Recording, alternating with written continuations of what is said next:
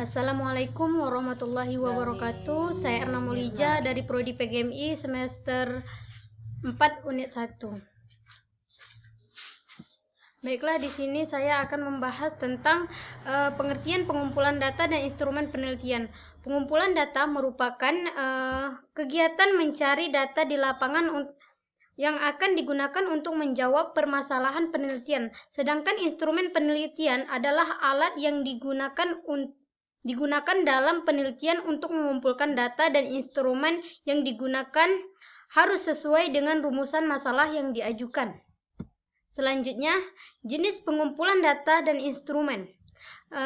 Jenis metode di sini ada konvensional atau angket. Instrumennya angket tertutup atau terbuka. Sumber datanya sampel. Ada interview wawancara. Instrumennya pedoman wawancara. Sumber datanya sampel. Yang ketiga, observasi.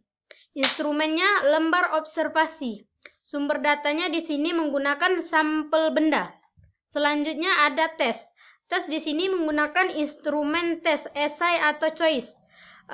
Sumber datanya menggunakan sampel. Selanjutnya ada dokumentasi. Di sini dokumentasinya menggunakan instrumen dokumen, dan sumber datanya menggunakan catatan resmi, dokumen, dan nilai. Selanjutnya ada konvensional atau angket.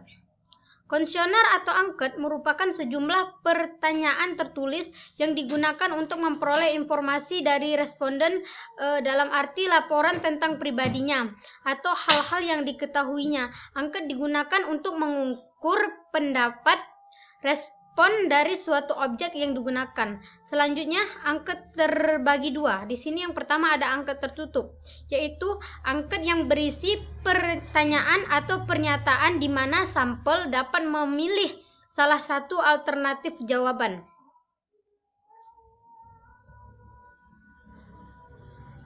Selanjutnya ada yang contohnya, bagaimana pendapat Anda tentang diadakannya wisata di suatu daerah. Misalnya A sangat setuju, B setuju, C tidak setuju, dan D sangat tidak setuju. Yang kedua, angket terbuka. Angket terbuka yaitu angket yang berisi pertanyaan atau pernyataan di mana sampel diberi kesempatan untuk memberikan tanggapan sesuai dengan apa yang dirasakannya. Misalnya, apakah saudara merasa senang dengan adanya wisata di suatu daerah? Yang A, iya, B, tidak. Selanjutnya, contoh kisi-kisi angket. Di sini variabelnya di sini tentang demografi masyarakat. Indikatornya di sini kita menyiapkan nama, alamat, umur, jenis kelamin, daerah asal. Nomor butiran pertanyaannya ada A1, B2, C3, D4, dan E5. Selanjutnya di sini yang B, karakteristik sosial ekonomi. Di sini indikatornya tingkat pendidikan dan jenis pekerjaan. Di sini yang A-nya 6, B-nya 7. Yang C, profil psikografis wisatawan.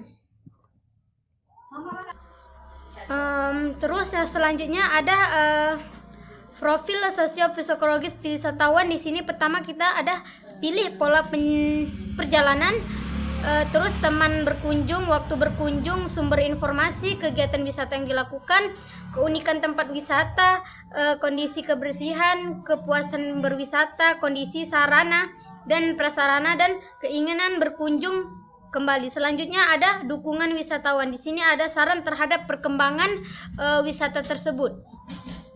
Selanjutnya contoh soalnya, misalnya yang pertama, menurut Anda bagaimanakah kebersihan tempat wisata di daerah Anda? Misalnya A sangat kotor, B bersih, C kotor, D kurang bersih, dan E sangat bersih.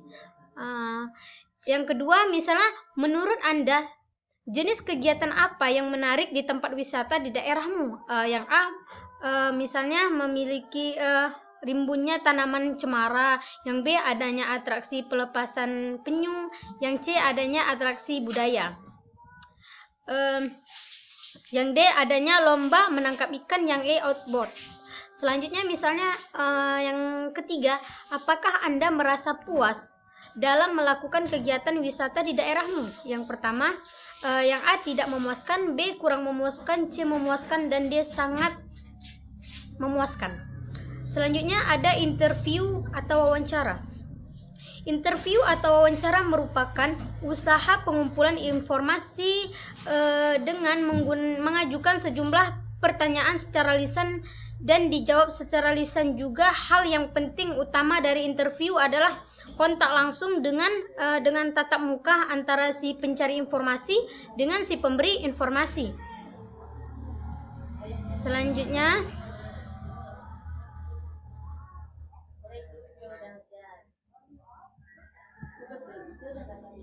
ada variabel.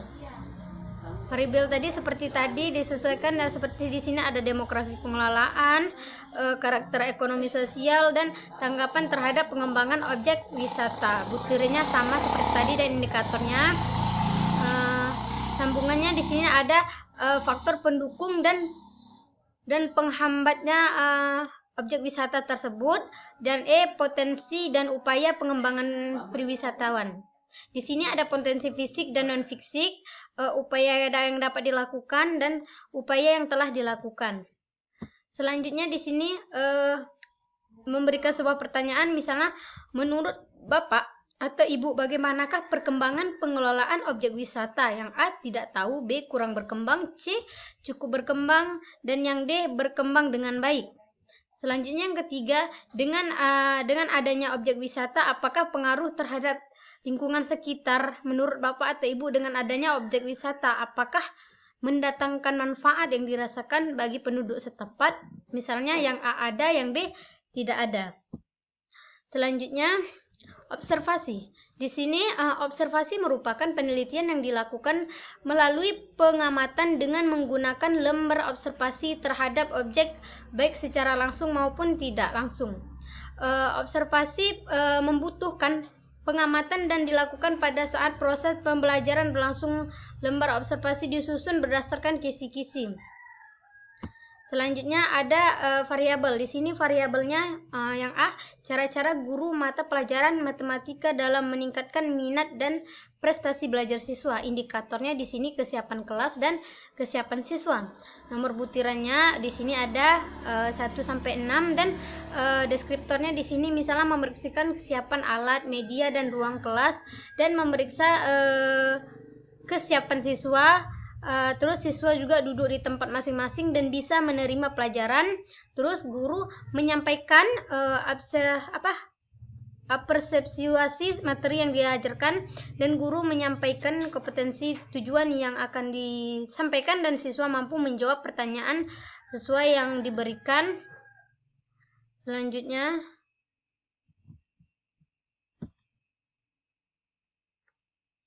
di sini ada lagi indikator penyampaiannya, sambungannya. Di sini guru juga menyesuaikan materi yang diajarkan. Guru mengkaitkan materi dengan pengetahuan lain yang relevan dan sesuai dengan kehidupan masyarakat dalam kehidupan sehari-hari.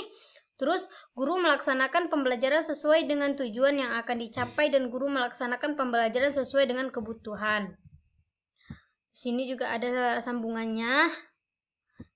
Dan yang terakhir di sini ada guru menyusun rangkuman dengan melibatkan siswa. Selanjutnya contoh soal lembar observasi. Butiran penelitiannya yang pertama bagian pendahuluan. Di sini pendahuluan pembelajaran, misal di sini ada membuka pembelajaran, penggunaan petunjuk pembelajaran, penggunaan tombol pada setiap tampilan, dan menggunakan alat pendukung pembelajaran. Yang kedua bagian inti pembelajaran. Di sini ada masuk menu materi, mempelajari materi melalui beberapa setting tempat tentang mengerjakan soal latihan. Terus tantangan menyelesaikan permainan di setiap tahap. Yang ketiga di sini ada bagian penutup pembelajaran. Di sini menggunakan pembelajaran berakhir dan menutup sebuah pembelajaran. Tes hasil belajar. Di sini tes merupakan serangkaian pertanyaan atau latihan yang digunakan untuk mengukur keterampilan, pengetahuan, inteligensi, kemampuan atau bakat yang dimiliki oleh individu atau kelompok. Contoh-contoh kisi teks dari hasil belajar di sini. Kompetensi dasarnya di sini memahami konsep segi 4 dan segi 3 serta menentukan ukurannya. Kompetensi dasarnya di sini mengidentifikasi sifat-sifat persegi panjang, persegi, trapesium, jajar genjang, dan belah ketupat.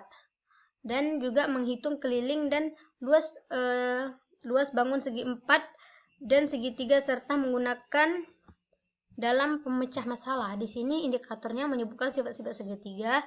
Ini bentuk instrumennya pilihan ganda. Nomor soalnya 1, 2. Terus indikator di sini dia menyelesaikan masalah yang berkaitan dengan persegi panjang dan menyelesaikan masalah yang berkaitan dengan luas jajar genjang. Selanjutnya menghitung besar sudut dalam jajar genjang dan menyelesaikan masalah yang berkaitan dengan keliling belah ketupat dan menghitung besar sudut di dalam belah ketupat. Selanjutnya, sambungannya menyelesaikan masalah yang berkaitan dengan luas trapesium, menyelesaikan masalah yang berkaitan dengan luas layang-layang, dan menyelesaikan masalah yang berkaitan dengan keliling dan luas dari suatu persegi dan persegi panjang. Di sini ada pilihan ganda dan juga menggunakan uraian. Selanjutnya yang terakhir di sini soal-soal kisi hasil tes belajar. Yang pertama, pada jajar genjang ABCD, DP merupakan garis tinggi ke sisi AB dan DQ merupakan garis tinggi ke sisi BC. Apabila AB sama dengan 15 cm dan BC sama dengan 12 cm dan DP 8 cm, maka panjang DQ sama dengan adalah A10, B 12 cm, C 15 cm, dan D 18 cm.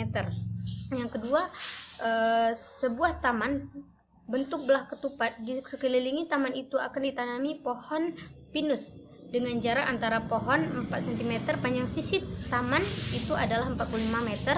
Banyak pohon minus yang dibutuhkan adalah A10, B45, C180, dan D260. Selanjutnya, luas sebuah trapesium 60 cm kuadrat, tingginya 8 cm dan panjang sisi sejajar dengan yang pertama tinggi kali panjang sisi jajar genjang lainnya. Hitunglah panjang masing-masing sisi sejajar tersebut. Sekian presentasi dari saya. Akhiri dengan Assalamualaikum warahmatullahi wabarakatuh.